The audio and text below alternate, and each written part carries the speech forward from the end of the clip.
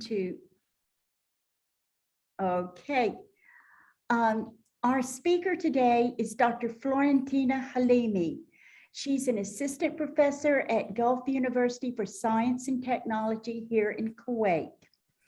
She received her PhD from the University of Vienna in Austria and expanded her expertise and research scope in achievement motivation, emotional intelligence, and learning and instruction through research and teaching positions at 6 different institutions in 5 different countries.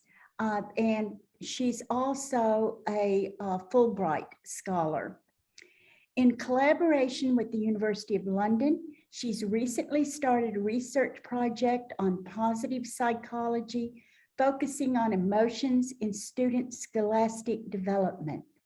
She's presented papers and given workshops in motivation and instructional strategies for teachers and researchers in education. Her recent talks include Pandemic Schooling, a new chapter in academia. And this was an Instagram live feed in education during the pandemic, sponsored by GUST. She's also presented Achievement Motivation of Millennial Students in Higher Education, New Avenues to Promote Learning at the European Conference on Education at the University of London in the UK. Also, Teaching Outside the Box, the New Normal, the Fulbright German-American Conference, Berlin, Germany. It gives me great pleasure to present Dr. Halimi, who is a dear colleague, and I'm happy to say my mentor. Welcome, Dr. Halimi. Dr. Halimi. Thank you. Thank you so much, Anne, for such kind and words that you extended to me. I really feel privileged and honored to be here today. Thank you for your invitation. So I'm gonna start by saying good morning to everyone and welcome to my presentation. So before we start, I would like to again thank you all for coming here today. And I just want to make sure that I'm sharing the screen before I start with my presentation.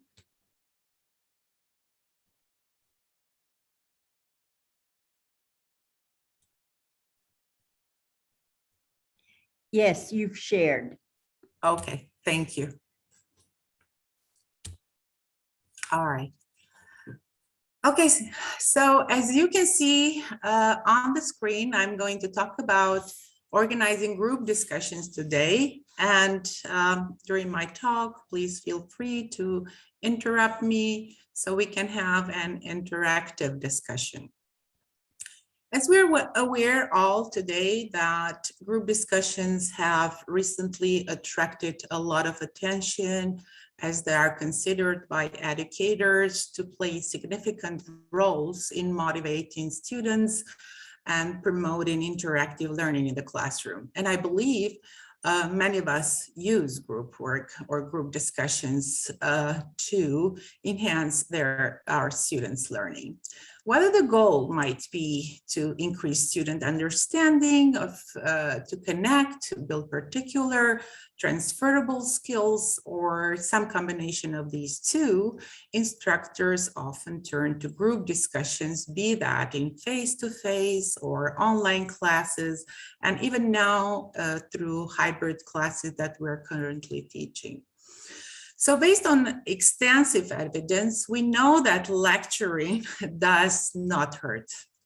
But however, the evidence is unequivocal that students learn better using group discussion strategies along with mini lectures. Lecturing throughout the entire class shows that least amount of learning compared to just about every instructional strategy that may be implemented in the classroom. So let me first start with some scholars' definition about group discussions. So according to Lawrence studies, he came up with a definition that good group discussion is a term that stands for a discussion held within a group. And in this sense, group discussion as teaching strategy may be defined as interchange of ideas between students, of course, and teachers, or among a group of students, resulting in an active realization and predetermined teaching in learning objectives. Also, according to Schwartz, group discussion is an instructional approach where students are engaged in the learning process by thinking, discussing, and investigating and creating, of course. So based on my experience and, of course, understanding of group discussions, with all definition about the group discussion, I can say that it can in no way occur occasionally or incidentally, but it should be planned and organized well with deliberate efforts on the part of the teacher, of course, and students achieving their goals. Now, I'd like to briefly discuss the theoretical perspective of group discussions. The use of group instructions is based on the principle of constructivism, with particular attention to the contribution that social interactions can make, of course.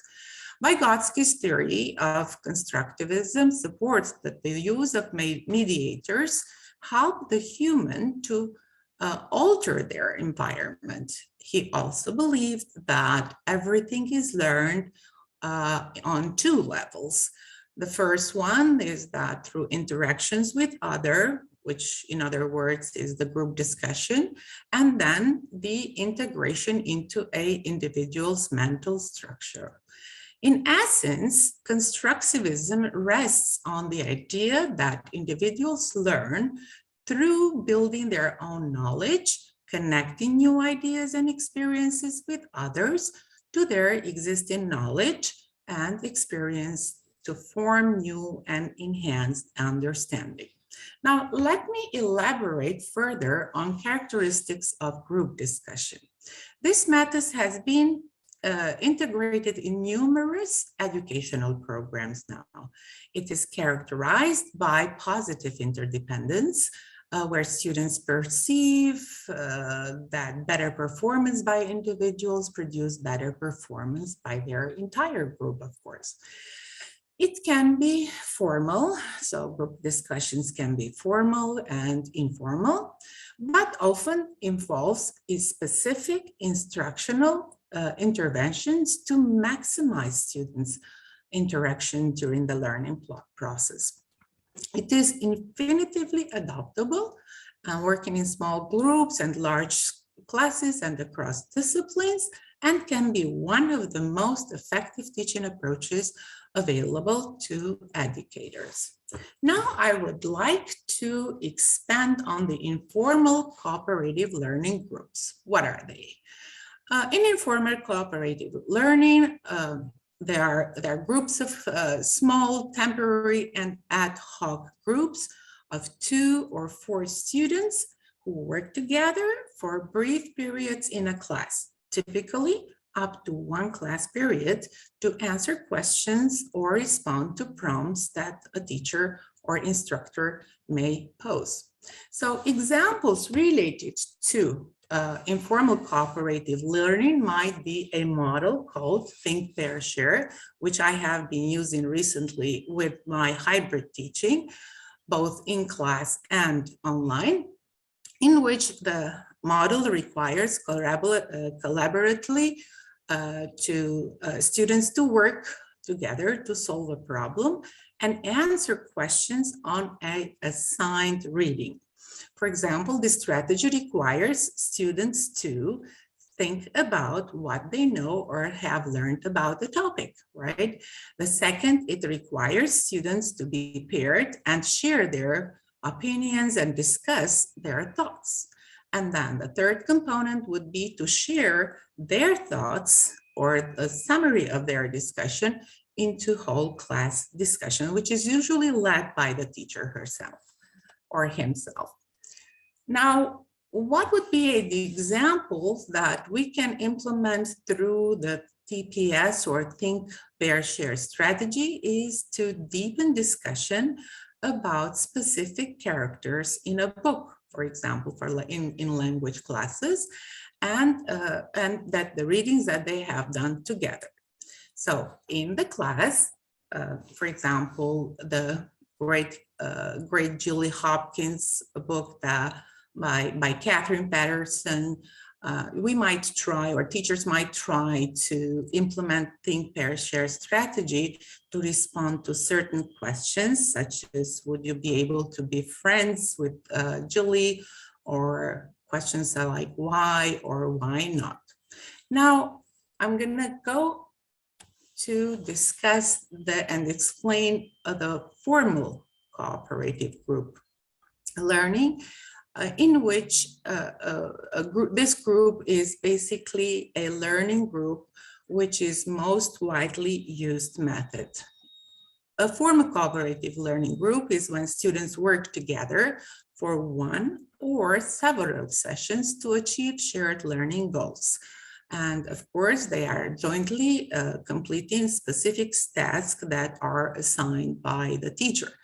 These groups provide the foundation for all cooperative learning procedures.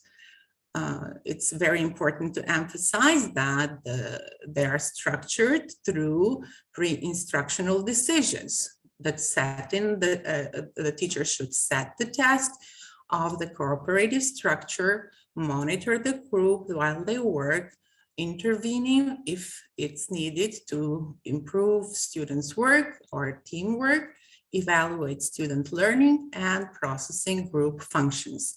So in this regard, we're going to be discussing about the student individual accountability. So in order to ensure that all students have individual accountability and are actively involved in the groups, it is typical for the teachers to assign a specific task or role for each group member. So this is really a task that teachers need to plan carefully, because assigning roles according to their strengths and ability is very important, because teachers may, in this case, allow students to choose their roles once they have gained a certain level of comfort, of course, and independence is also important. Some typical tasks for cooperative learning in language teaching would be summarize a student to be assigned as a summarizer, as a discussion leader, a connector or illustrator, travel tracer, vocabulary enricher, literary luminary, and a researcher. The goals in this task is that teachers maximize interdependence between the students, and of course, active learning among all the students. So this requires that educators have a real focus on how to plan ahead the group discussions, and in some cases even model before they implement the group discussions in the classroom for a certain task. To illustrate this, I'm sharing an example of a formal group discussions with my guest students. As you can see in these pictures, the students are have been gathered together to work on a certain topic in which they have been assigned certain tasks. Of course, the group discussion was very effective because technology was used to support the activity. So each student was assigned a certain task for the topic that I assigned the students to do. and they were exchanging the ideas in the classroom. As you can see, the classroom environment is very flexible. Students feel free in the classroom, they exchange idea, and learning happens in a very fun and interactive way. So this is a pleasure that happens in the classroom, an enjoyment that happens in the classroom, in which students and teacher interacts, or educator interacts in the classroom, because both sides have, from both sides, learning happens in an enjoyable way. If you have any questions, please feel free to interfere and ask me, or we can probably discuss details at the end of my presentation. Okay. Now turning our attention to the facts and evidences that basically support the discussions and group discussions in the classroom. So a meta-analysis of 168 studies comparing cooperative learning to competitive learning and individual learning in college students, of course, in this case, found that cooperative learning through group discussion produced greater academic achievement than both competitive learning or also individual learning in this case. So the results state that cooperating learning weighted an effective size of 0.54 when comparing to the competitive learning, and 0.51 when comparing cooperation and individualistic learning. In essence, these results indicate that cooperative learning increases students' academic performance by approximately 1/2 of a standard deviation when compared to non-cooperative learning models, an effect that is considered moderate. Let me now explain the approaches that can help make group work effective. So educators should articulate their goals for the group work, including both the academic objectives they want and the students to achieve their social, to achieve and develop their social skills, and then that they want, of course, to set for themselves. In this case, in informal group learning, groups often form as an ad hoc from new neighbors in the class. In the formal learning, it is helpful for the instructor to form groups that are heterogeneous with regard to particular skills or abilities relevant to group tasks. For example, groups may be heterogeneous with regard to academic skill in the discipline, or with regard to other skills related to group tasks. For example, design capabilities, programming skills, writing skills, organizational skills.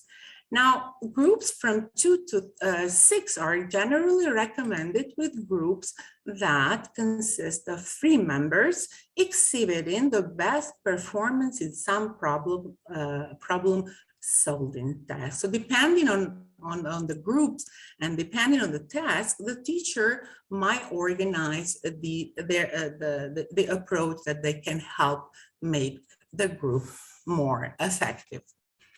Now I'm going to discuss about problems that may appear during group discussion activities and how to avoid those problems. So to avoid the problems in the group work, such as dominance by a single student or conflict avoidance, it can be really useful to assign roles to the group.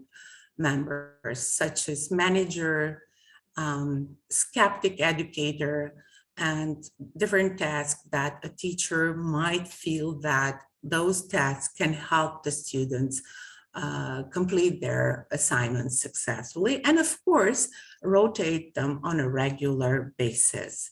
This is very important because assigning the roles is not necessarily in well-functioning groups, but can be useful for students who are unfamiliar with all or are unskilled to perform at a group work.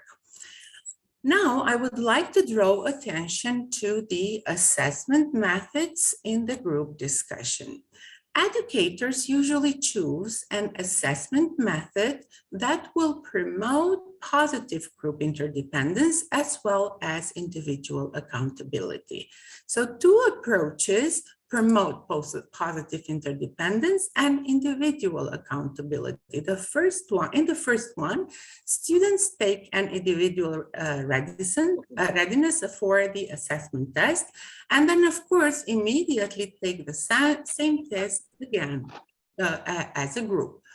Their grade is a composite of the two scores. The other approach that a teacher can implement in terms of assessment method is that students themselves complete a group project together and receive a group score on this project. They are, however, distribute those points among their group partners, allowing students to assess each other contributions that might be resulting in a final score. So with this in mind, I'm going to add another important component related to monitoring group work. So in terms of monitoring group work, teachers should regularly observe interactions and progress of the students by circulating during the group work, collecting in-process documents, or even both. And therefore, educators can observe problems, intervene to help students move forward to the task, and of course, they work effectively together. In order to promote the students' group interactions, teacher might prepare handouts to help students listen effectively. And of course, I'm sorry, I'm lost a bit here. So, okay, now I can hear the voice. Maybe a mic might be used, open somewhere.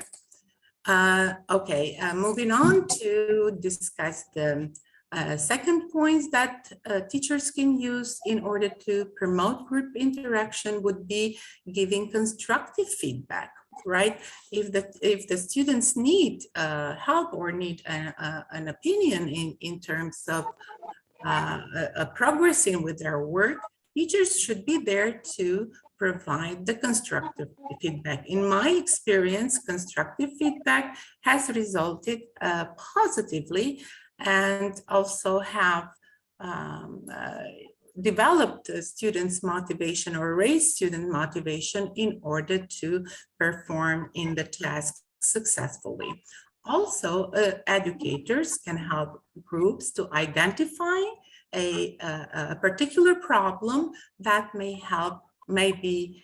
students may be encountering during their tasks within the groups. Now, there is another important component that I want to discuss today in terms of assessment is the perspective of assessing and reflecting for the group discussion activities. So in addition to providing feedback on group and individual performances, it is also useful for the teachers and the students to provide a structure for the groups that the teacher or educators have created to reflect on what worked well in their group and what could be improved. So in this case, we can use the following checklist that I am sharing with you in terms of having specific questions or statements that students can reflect upon and students can discuss about what the teachers has said in their checklist and want to understand the other side of the activities, the students' perspective with which the teacher would gain the students' voice and understand their learning perspectives in order to improve the activities better. For example, you teachers might state statements such as for the previous time of the activity that they have had, such as what students liked more about the group was, so that students can state that in that checklist. What I like least about the group was. So again, a teacher would gain another insight from the student's perspective.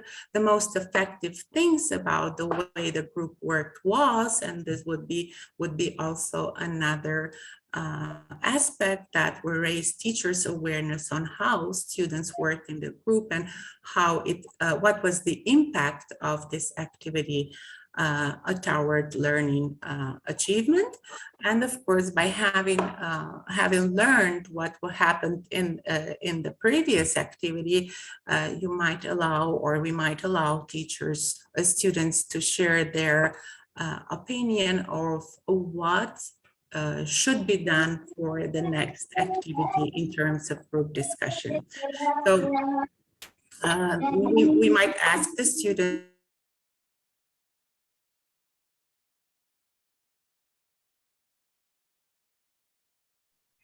Dr. Halimi, would you please unmute your microphone? Dr. Halimi, please. Yes. Okay, thank you. Can you hear me now? Yes, because I had to mute because some people had their microphones open and there was background noise. Yes, okay. Sorry. Thank you, Anne, for that. Yeah, I just unmuted it. Okay, so we can consider that next time, what can we be done next time based on student suggestions? For example, perhaps a student would prefer to work with certain peers in the classroom, so they would suggest that in the checklist, the roles that they might like to take in the groups, and the exercises that they would like to do in the groups through different opinions that they would share. So basically, these would be some things that we can create, or ideas that we can put in the reflection paper where students share their own experiences. In addition to all these components, I would like to also share a handout that I've been using with my students in terms of implementing Think, Pair, Share strategy that would also help the participants understand better how the activity works. So, and I'm going to go again to share the handout and see, see how it really looks in the in practice. Okay, I hope it shows now. Yes, and I need your confirmation if everyone can see the handout. Yes, it's yes, there. Thank you. Okay, thank you. So this is a sample and a template that I have used with my students. For example, in the thinking part, or the thinking period, the students would want to think about the question that has been posted by me or by the instructor in general. So they will write on their own way 3 ideas about the question or the problem introduced. After a certain time that the teacher will set for their students, then you will ask the students to pair them in group and of course then go ahead and discuss the details related to the questions and answers that they have written in their first part from the thinking perspective. The students will share their by pairing the students will discuss and exchange their ideas that they have written down, and again they will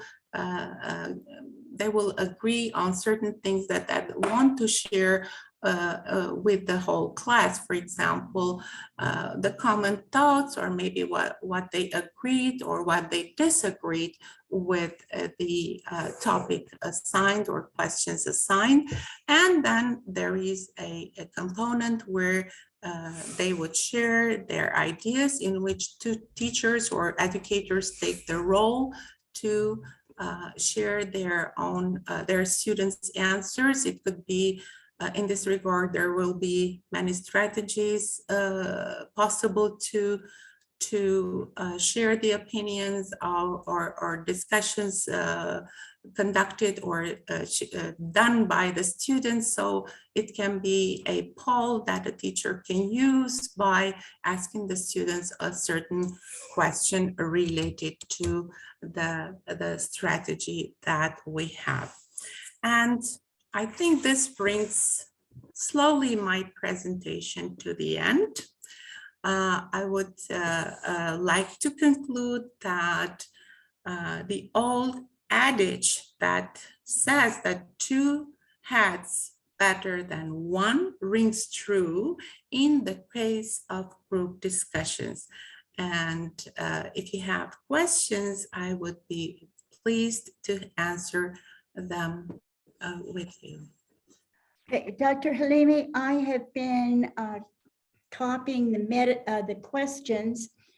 And so if you don't mind, and if the group doesn't mind, I shall share their questions with you one by one. Yes, please, Anna. Okay, we here generally have 50-minute classes. I understand that group work may take much longer. How do we cope with this problem? Yes, thank you for that. And that's a very good question, though. Within 15 minutes time, it would be better to implement the ad hoc, the formal group discussion, which is a ad hoc discussion. And it can be planned by the teacher or instructor, him or herself, to implement it through breaking down the timing and planning the daily lesson plan carefully in terms of how many minutes would the instructor assign the students to work in particular part of the certain strategy. For example, the think pair strategy that I'm using with the students, I'm gonna be using it by letting the students know how many minutes are they supposed to work on a certain part of the question. So, or how many minutes do they need to share their opinions in the classroom, and then of course share all these discussions or answers of the students with the whole class, and with my guidelines and my contributions to the whole classroom activity. So the keys of the success in this case is planning ahead of time the way the group discussion are going to be running in the classroom. Specifically, time is a key to success in this case. Our second question is, often in groups, some students are overeager to speak and the others happen to be taciturn. How do you fix this issue?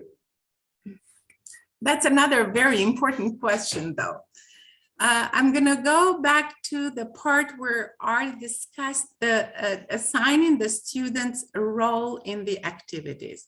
So if we're going to implement a formal group discussions in the classroom, which requires a certain time, let's say maybe 1 month for a reading activity where the students will work independently, at the same time interdependently, and then come back to class and share their experiences with the whole class. So in this case, the best strategy to implement successfully a formal group discussion would be through assigning students role within the groups. So a role that one of the students will take the responsibility for summarizing the reading activity that the teacher has assigned the students to do. The other student would do would be the vocabulary enricher, so that they can select specific terms that or lexical items that they would introduce in the classroom by sharing them with a creative strategy. And then we'll have an illustrator in the group where the illustrator would draw a certain situation from, or a certain case from the book itself, and then share it with the students. So all responsibilities should be planned ahead, and the students will then implement them and follow those guidelines carefully by the teacher's guidance in terms of implementing the whole activity in the class. So this is very important because teachers are those who are acting like facilitators in implementing the formal group discussions. I hope this answers. Next question. What do you do when students have not come prepared for their role? Well, by observing and monitoring students' work throughout the whole process, because this strategy requires teachers' involvement with the students, closer involvement in terms of implementing this strategy in the classroom. So you ask the students how they work during the group. So during class time, when you start the lesson, you can dedicate a couple of minutes to see how students progress and share their work with the teacher. Also, you might have meetings with the students to see their work progress, share their own experiences, maybe ask questions, and of course provide feedback in terms of how to work to improve. So if there is a student who would get in a way stuck into this process, then you will be aware of that through monitoring and observing the whole process. So the constructive feedback is something that the teachers might use, and letting the students know that they're observed and their work is monitored by the teacher, they will progress. Of course, there are cases where students will maybe progress slowly, but then with the teacher's interventions and making them aware that you monitor the whole process, they will become slowly part of the whole group activity. Okay, for our fourth question, is group discussion useful for all levels, schools, institutes, and universities? Yes, it is. It just depends on how you instructors implement them in different grade levels, in different educational levels. So the strategies, of course, should be adopted based on the students' grade level, starting from the K-12 program up to higher education.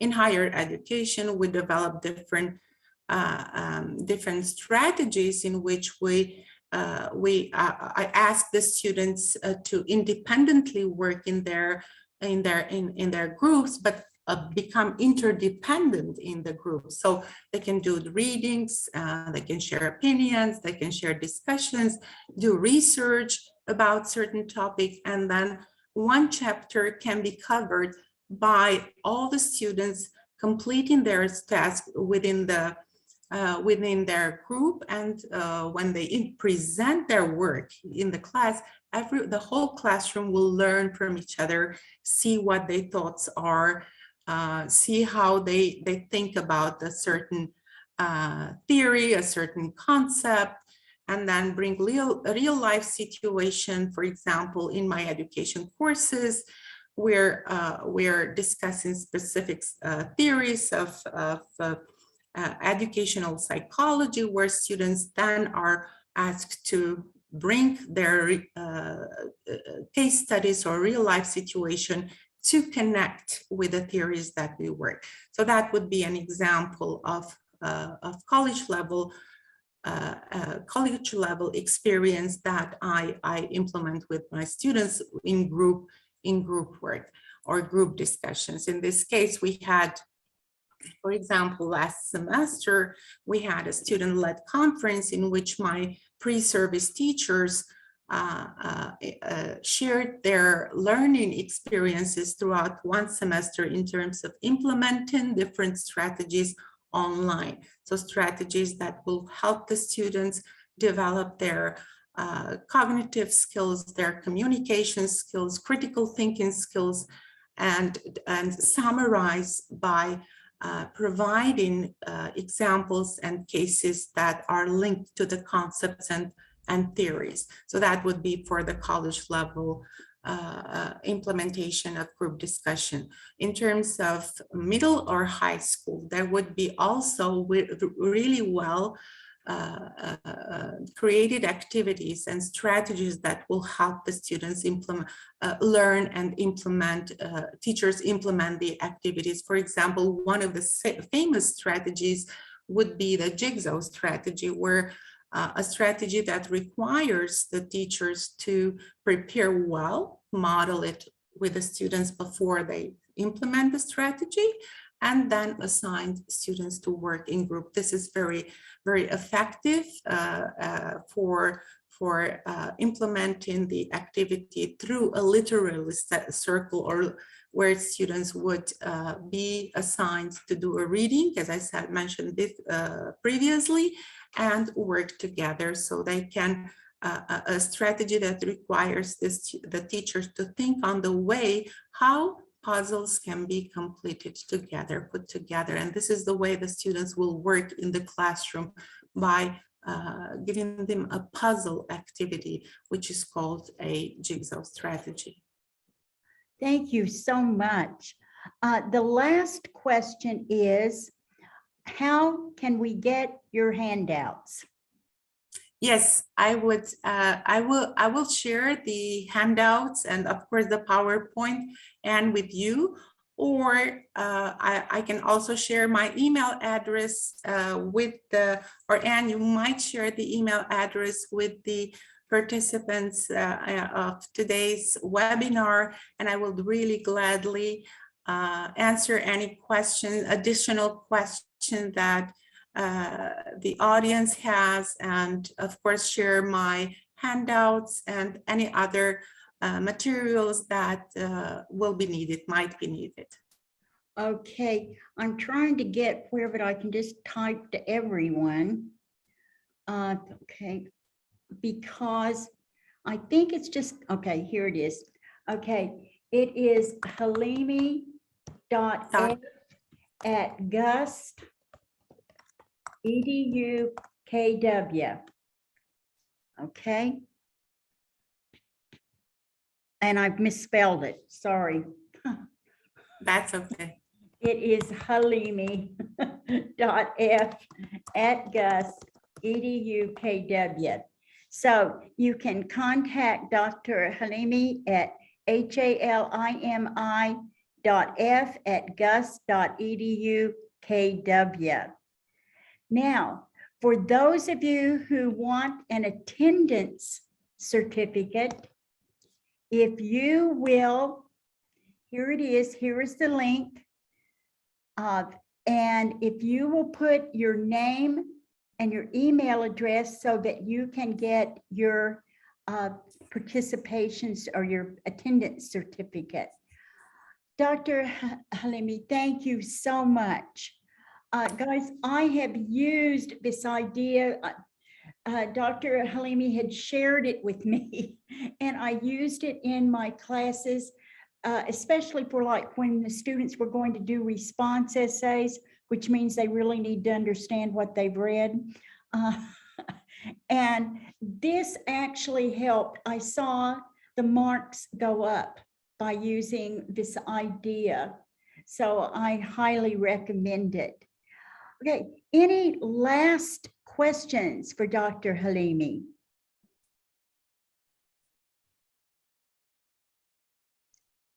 Okay, again, I'm going to share the address if you want to actually get a certificate. Please, I have posted that so that you can fill it out. And if you are wanting more information about our conference in February,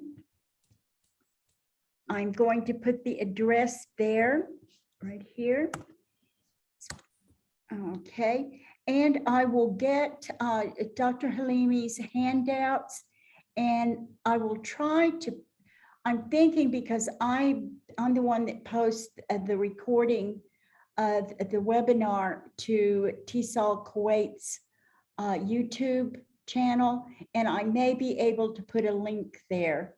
Otherwise, I suggest that you write to Dr. Halimi and request the handouts. Thank you so much. Yes. May I say something? You certainly may.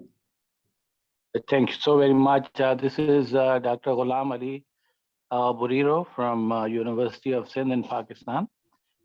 I first of all would like to extend my profound thanks to TESOL Kuwait for their continued devoted efforts for the enhancement of skills of all of us English language teachers across the globe.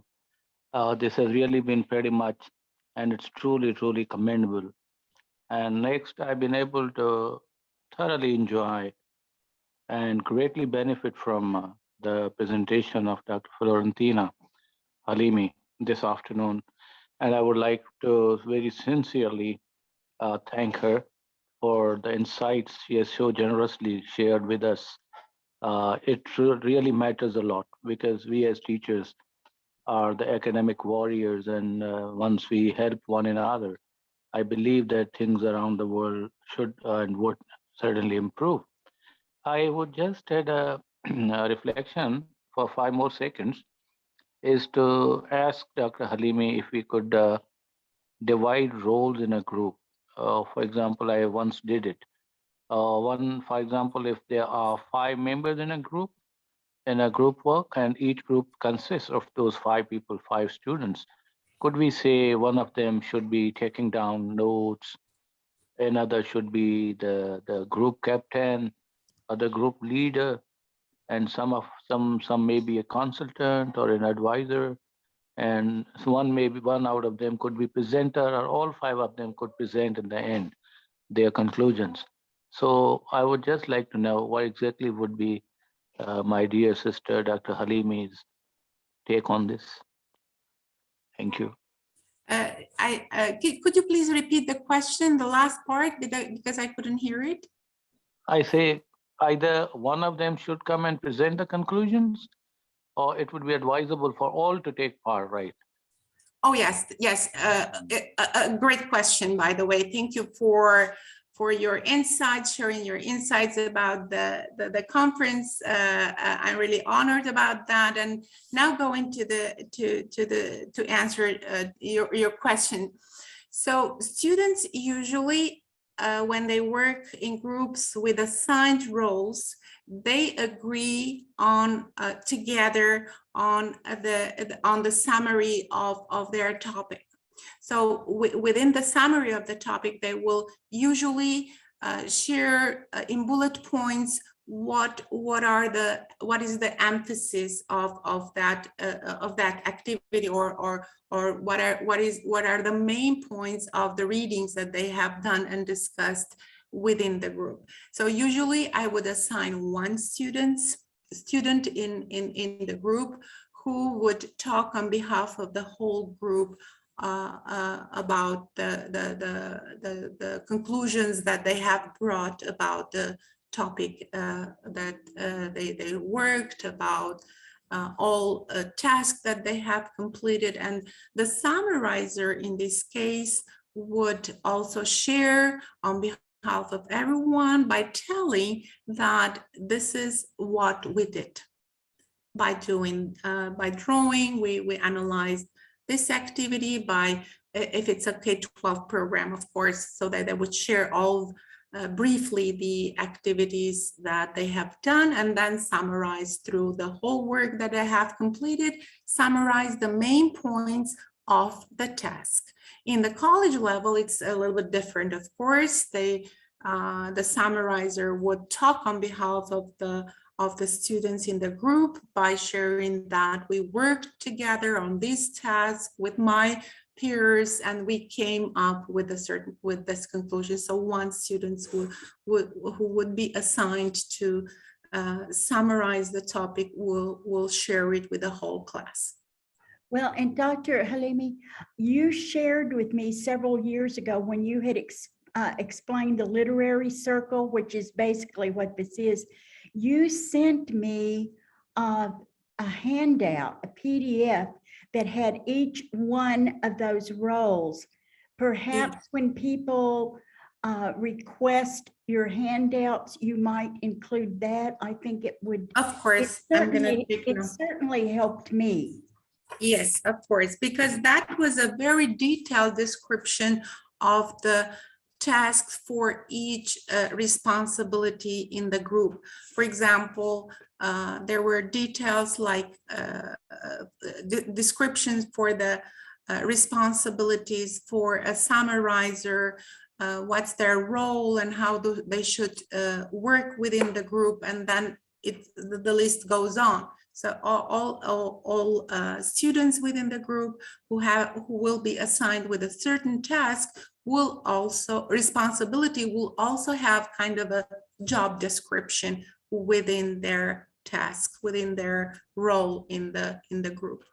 And I think it really helped the students' anxiety levels to have something that they could hold in their hands that told what their task was. So many times our students, they know to do it, but they need that extra reassurance. And just having the PDF file, I know helped a lot of my students. Yes, and I thank you for that. And I would also like to emphasize here that it's very important for the teachers who decide to implement the group discussions activity that first they should be modeled with the students before assigning them to do the task. Modeling. Yes, I was able to model everything except for the artwork. I have no artistic ability. Well, there are always things that might appear during those activities. So it's an interesting thing, because while creating the tasks for each student and each role, it's interesting because the students, during the modeling, they will also come up with their own ideas of what they can do in this task. So I would say that the beginning would be a little bit challenging for both sides, teachers and students as well. But after modeling and after practicing several times without grading the assignments and the activities, the students then will be ready to take it on their hands and run those activities. I mean, I would recommend these activities, this strategy with the reading assignments, because this would be the way that students will be encouraged with each other to do the readings, analyze critically the material that you will assign the students to read, exchange ideas. Of course, it was very interesting to see how students think about a certain perspective, a certain concept or fragment that you might, as a teacher, select to be discussed in the classroom.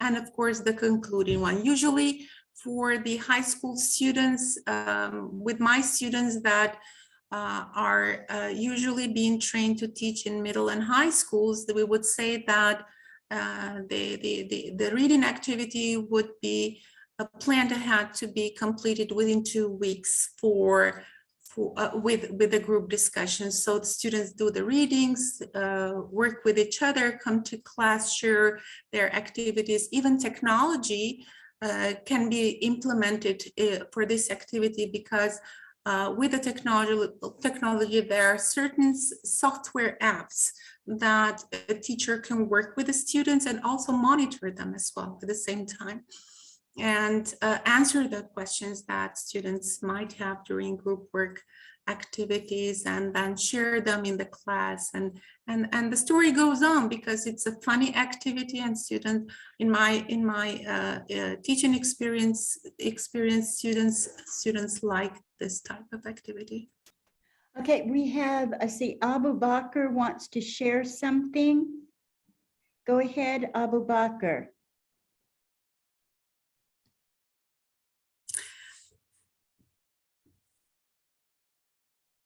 Oh, Leo asked, oh, go ahead.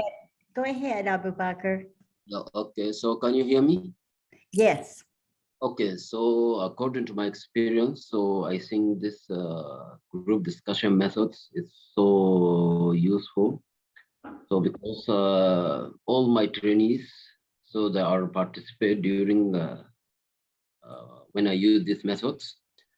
So I think because it's just I'm focusing on learning, you see, and let them to participate and say everything. So I think it's so useful according to my experience. So that's what I want to add. Thank you so much. Leal says, Doctor, is Seesaw the one we used? Is it one of them? I'm happy to see Layal attending this webinar today. Thank you, Layal. Seesaw is an app that teachers can use to keep track of the students' progress in the classroom and share the students' progress with the parents. There is an option within the Seesaw that you as teacher can create to monitor students' progress, of course. But the app itself is a large app with so many categories and components to allow the teachers create activities and create this relationship, triangle relationship with student, parents, and him or herself as a teacher. So there is a category that you can add for the assignment. In addition to the Seesaw app, you can also have other software apps that could be used for group discussions as well. I might share them also if anybody is interested to use those apps within their classrooms and with their students.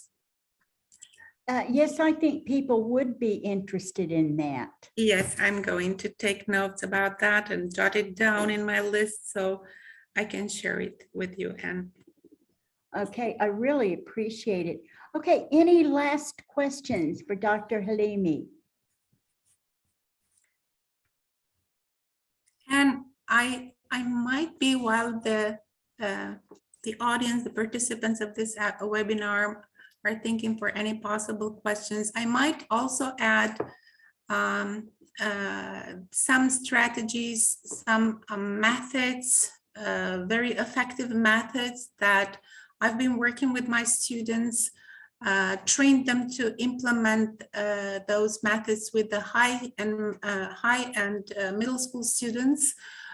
Those are strategies for group discussions. One of the famous one, in addition to the think, pair, share, is the Socrates Method or Socrative strategy, for which there is also a software app that teachers can use specifically now during the hybrid teaching period, and that might effectively work, because during the hybrid teaching now we're facing different challenges to implement group discussion, but using a specific app that can add into the experiences into the learning and teaching experiences as well. So by monitoring both sides, at the same time during the hybrid teaching is a challenging situation, but with a good preparation, there are ways that a teacher can monitor students online in the group discussion and students attending face-to-face to share their opinion and share their discussion during class time, even within 15 minutes class. Well, this would be a wonderful presentation for our conference. And I encourage people, because many of you have such good ideas.